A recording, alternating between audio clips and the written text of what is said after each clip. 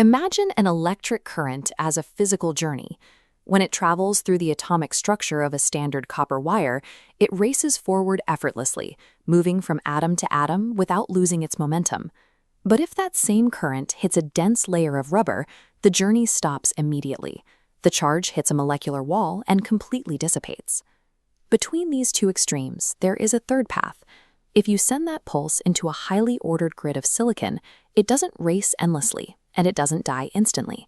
It slows down to a deliberate, controlled crawl. To understand why materials behave so differently, we use a metric called conductivity. Conductivity measures a material's natural ability to let an electrical charge flow through it. The inverse of that property is resistivity, represented by the Greek letter ρ. This is the material's inherent resistance to that flow. By measuring these two mathematical properties, physicists can strictly categorize every solid material on Earth. Perfect flow is useful for moving power across a city, and perfect blockage keeps that power from reaching the wrong places. But to compute information and build logic circuits, engineers need materials that sit squarely between those two absolute extremes. This chart lays out the mathematical spectrum of electrical flow. On the extreme left side, metals possess incredibly low resistivity, ranging from 10 to the negative second down to 10 to the negative eighth ohm meters. Because their resistance is low, their conductivity is high, ranging from 10 to the second up to 10 to the eighth Siemens per meter.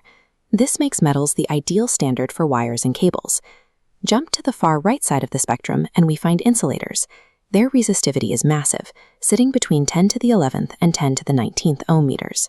That high resistance forces their conductivity down to practically zero. They act as the primary defensive barriers against electricity. The difference between a metal at 10 to the negative eighth and an insulator at 10 to the 19th is 27 orders of magnitude. The scale of the gap between these two extremes is staggering. Because metals and insulators are locked into these specific behaviors, they lack the flexibility required to make the complex binary decisions used in logic gates. That brings us to the dead center of the chart, semiconductors. Their resistivity sits right in the middle, ranging from 10 to the negative fifth up to 10 to the sixth ohm meters. Their corresponding conductivity also falls right between the extremes, spanning 10 to the fifth down to 10 to the negative sixth Siemens per meter. This completes the textbook mathematical picture. This intermediate range maps directly to actual physical properties found in specific elements in nature.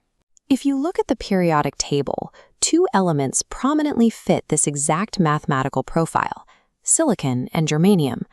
While chemists have developed complex compound and organic variations over the years, elemental silicon remains the primary foundational building block for modern electronics.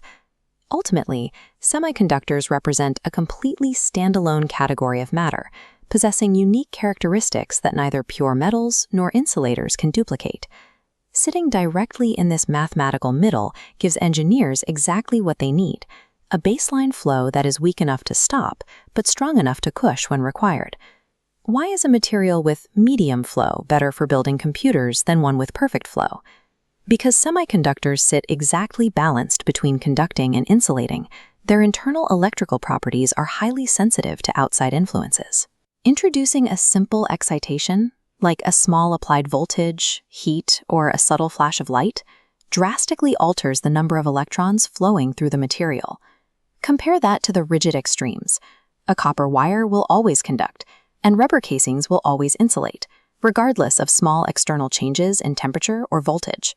This sensitivity allows a semiconductor to act as an active valve.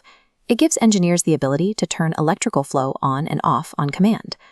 Ultimately, a semiconductor is defined purely by its strictly intermediate ranges of resistivity and conductivity.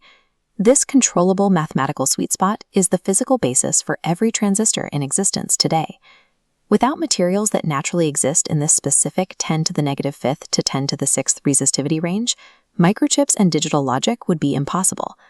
Digital logic is built upon this specific capacity to toggle the flow of electricity with absolute precision.